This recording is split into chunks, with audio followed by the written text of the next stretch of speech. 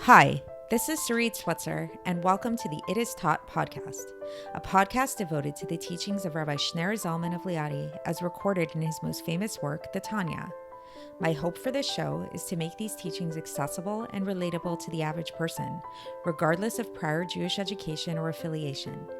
The episodes follow the prescribed daily study portions and are meant to serve as practical lessons in how to live your life as your true self and develop an authentic and powerful relationship with your Creator. I have personally experienced the effects the study of this work has had on me, and I'm excited to share what I can of this knowledge with you.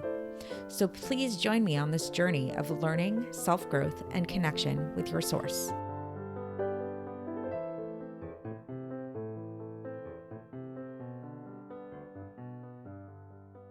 Hi, and welcome to the It Is Taught podcast. This is episode 172 for the 12th of Iyar in a leap year.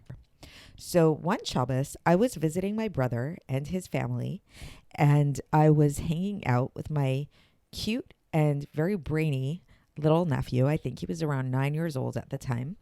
And he says to me, Auntie Sarid, is 10 years a long time or a short time?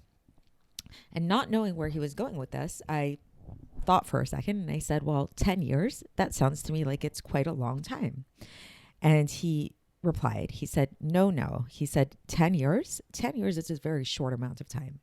And he proceeded and he said, because if a second is short, then a minute is short. And if a minute is short, then an hour is short. And if an hour is short, then a day is short. And if a day is short, then a week is short. And if a week is short, then a month is short. And if a month is short, then a year is short. And if a year is short, then 10 years is really a short amount of time. And I was really mesmerized and taken aback. I mean, I knew he was a smart kid to begin with. But what I realized is that this kid had actually come up, assuming he had come up with this on his own. I don't know. Maybe he heard it from somewhere. I'm not sure. But he basically came up with Zeno's paradox.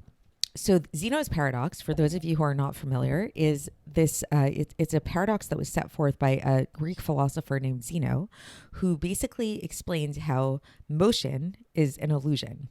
And this paradox has been challenged somewhat and discussed and brought up in different angles. But the basic idea of it is that if you look at any distance between any 2 points, there's not really any real distance between them, because when you look at the distance between any 2 points, then there's always going to be a half point between those 2 points. And so it's like if you want to kind of like measure how far something is, you can say, well, okay, what's the halfway point between these 2 points? And then again, you can say, okay, what's the halfway point between those 2 points now? So let's say if you had 10 miles, then you had okay, what's the halfway point between the starting point and the 10-mile point? That would be 5 miles. And then what's the halfway point between the starting point and the 5 miles? It's 2.5 miles, and so forth. And you continue to do this. And what you'll find is you can never get to that starting point. There's always going to be another halfway point, and you can never quite touch that. Those 2 points can never quite meet. Yet we know that somehow they do, right? Somehow we do get from point A to point B. Somehow all of those seconds do add up to 10 years. But it's one of those things that really baffle the mind. And philosophers and mathematicians, while they've provided certain explanations for it, there's a certain level of paradox that still exists within that, how that infinite process can really lead to a finite result. So the reason why I'm bringing this up here today, and the way that it relates to the Tanya that we're going to be learning about, is, and again for context, we are in the middle of chapter 48 of Likkutei Amarim, is that today we're really going to be focusing all about the concept of finitude, of how when it comes to finite numbers, when it comes to things that are finite, whether we're talking about something which is one, like a second, or we're talking about something that is 10 years, or the way that the Alter Rebbe is going to explain it, whether we're talking about the number one or we're talking about the number a billion, then literally a billion or a trillion even, these are all just numbers. And really at the basis of it, they're really the same because they're both made up of the same stuff. Like a trillion is really just made up of 1 trillion ones, versus when it comes to infinity, infinity is a whole other realm. And perhaps this concept of Zeno's paradox and this this idea, this paradoxical element of it, of how it is that we're able to travel from one distance to another, even though it really is an infinite process. Perhaps it gives us a little bit of a glimpse. Perhaps this is Hashem's way of giving us a little bit of a glimpse into the miracle of infinitude, the miracle of what it means to have an infinite God create a finite world. So let's get into the text and see how the Alter Rebbe explains all of this. So for context, yesterday we were really talking about the idea of how it is truly something miraculous, the fact that our world exists, and that the real question is not does God exist, but it's really do we exist, or how is it that we exist? And really this is ultimately, if you think about it, it's the same, it's actually Zeno's paradox. Like this Zeno's paradox is actually very much related to yesterday's episode as much as it is to today. How is it that we are able to travel from point A to point B if it's really an infinite process? How, in other words, how is it that Hashem was able to create the world, is able to create the world, when Hashem is an infinite being and our world is finite? And so the answer that was hinted at yesterday, that was the Alter Rebbe kind of gave us a little bit, is that there's this idea of contractions. There's this idea of tzimtzumim. And tzimtzumim is something that is a big topic in Chassidus, and it's spoken about at length and in detail in many different places. And today, the Alter Rebbe is going to introduce this idea of tzimtzumim again, this idea of contractions, but he's not going to get into too much detail with them, but he will talk a little bit about this idea. So here we go. So the Alter Rebbe begins, and he says that the details of these contractions that we've been talking about, what they are and how they work and everything, now is not the place to really elaborate upon them.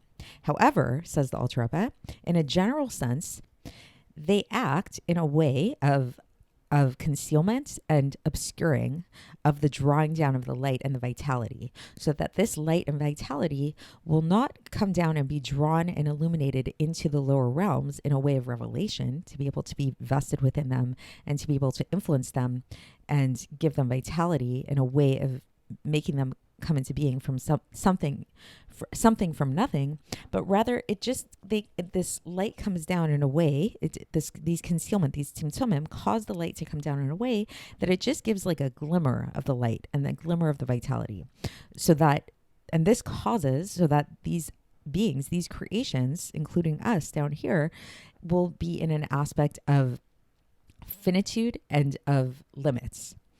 And so this vitality, this light, this revelation that we get is very, very small, and it's like considered like nothing in comparison to the infinite revelation, the revelation that actually has no limit to it. And there's no comparison between these two things at all. So now the Alter Rebbe is going to talk about this idea of comparison, of erech in Hebrew, which also means like proportion. So he says, so as is known, when it comes to proportion, when it comes to numbers, so this is where it's going to relate to that Zeno's paradox idea. So the number 1 has a comparison. We're able to compare it to the number 1,000,000 because 1 is a portion of 1,000,000. So again, this is my addendum here, is that going back to Zeno's paradox, if you have something that is a distance of 1 mile or it's a distance of 1,000,000 miles, while 1,000,000 miles might seem really, really far, it's just a bunch of 1 miles. It's just 1,000,000 of 1 miles. So 1 and 1,000,000 are not actually that different from each other.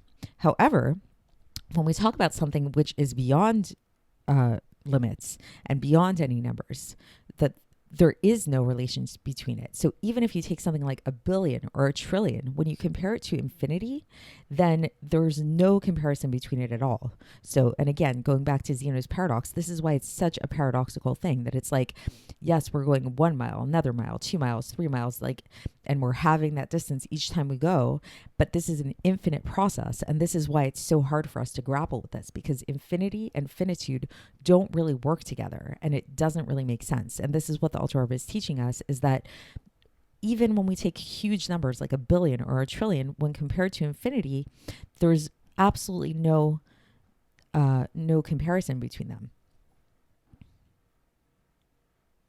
To the point that we can't even say that, just like we say that the number 1 in comparison to 1 billion trillion has a relation to it, even though it might seem like this really vast comparison, the numbers a billion and a trillion in compared to infinity do not even have that level. It's not like if you take a billion billions, then you'll have infinity, or a trillion trillions, and then you'll have infinity. Even if you have a trillion gazillion, whatever, you're never going to reach infinity. It's a totally, infinity is a whole other realm. It's something totally, totally different. So in comparison to infinity, even huge numbers like a billion, a trillion, whatever it is, they have absolutely no relevance when it comes to infinity. So that's the end of the section for today. So I hope that was enlightening to you. So again, just to kind of make it into terms that we can understand, is that, again, going back to my nephew and going back to the paradox that he brought up, is when we talk about 10 years, our immediate reaction is, yes, that's a really long time. But if you really break it down, it's not really that long. 10 years is just 10 bits of 1 year, and 1 year is just 365 bits of days, and each day is really just 24 versions of an hour, and each hour is really just 60 parts of a minute, and each minute is really just 60 parts of 1 second. So 10 years versus 1 year is really, they're really not that different between each other. However, when we think about infinity, and when we think about this process of how, again, in Zeno's paradox, that the distance between one place to another is, we have to half that distance each time. And then that process takes an infinite number of times. We start to grapple with the fact that infinity really is something that is beyond comprehension. And infinity is something that we can't grapple with, that there's no amount of times, there's no millions of gazillions of trillions that can fit into the number of infinity. So this is the paradox that the Alter Rebbe leaves us with, and this is what he tells us, that in order to resolve this paradox, Hashem really had to bring about this idea of tzimtzum, of this idea of concealment, this idea of constriction of his infinite light, in order to bring about this finitude into the world. And the point of all this, and the point of explaining all this, is to give us a sense that what we're experiencing down here in this world, and really even in the higher spiritual worlds, is really such a minute amount that it's so hard for us to even imagine how minute the amount of light that we're experiencing is, that it's so much more minute than a second is compared to 10 years, or that one is in compared to a trillion. It's like, it's way beyond that sense of relevancy, that sense of proportion. So that's it for today, and we're going to continue along these lines tomorrow, and I'll speak to you then. Thanks for listening to the It Is Taught podcast, hosted by Sarit Switzer. This podcast is dedicated in loving memory of my maternal grandfather, Avraham Yitzchak ben Binyamin HaKohen of blessed memory. Music by Shoshana. If you enjoyed this episode and would like to support the show, please share it with others and subscribe on YouTube, Apple iTunes, Spotify, or wherever you listen to podcasts. And make sure to leave us a 5-star review.